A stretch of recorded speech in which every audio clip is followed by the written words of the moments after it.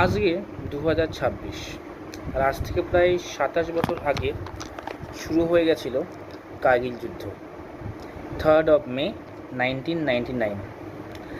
কিন্তু আমরা অনেকেই অনেক কিছু জানি না, আবার অনেক কিছু জানি, কিন্তু কিছু কিছু ছোটো ছোটো তথ্য আমরা এই মে মাস, জুন মাস, জুলাই মাস ধরে আমরা জানার চেষ্টা করব।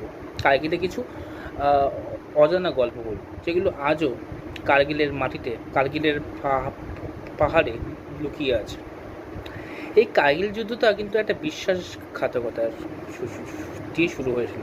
1972 সালে যেই সিমলা এগ্রিমেন্টটি হয়েছিল লাইন অফ কন্ট্রোলকে নিয়ে, সেটা ভাঙা হয়েছিল এই 1999 সালে। কার্গিল যুদ্ধতে পাকিস্তান ভেঙেছিল, এবং পাকিস্তান ভেঙে লাইন অফ কন্ট্রোল পেরিয়ে এসে আমাদের কার্গিলের কিছু কিছু ইম্পর্টেন্ট পাহাড়ে ওরা দখল করে নিয়েছিল, যেমন তোলোলিং, টাইগার হিলস, তারপর .5140, এবং এইগুলো দখল করে ওরা ন্যাশনাল হাইওয়ে 1টাকে কন্ট্রোল করতে চেয়েছিল। যদি পাকিস্তানরা দখল করে নিত, পুরো আজ থেকে ইন্ডিয়া কাশ্মীরকে পুরো চিরতরে হারিয়ে দিত।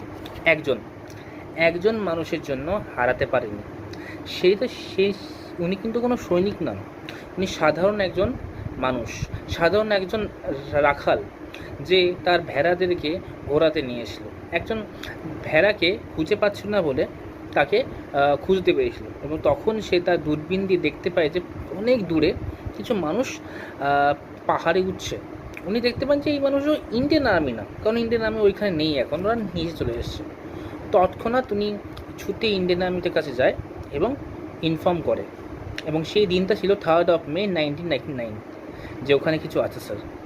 এবং তারপর থেকে ইন্ডিয়ান আর্মি ওখানে যায়, কিন্তু একটাও পেট্রোল ফিরে আসে না। সেইটার গল্প হবে এর পরের শুক্রবার বা তারপরের দিন। এই হলো কার্গিল যুদ্ধ সূত্রপাত।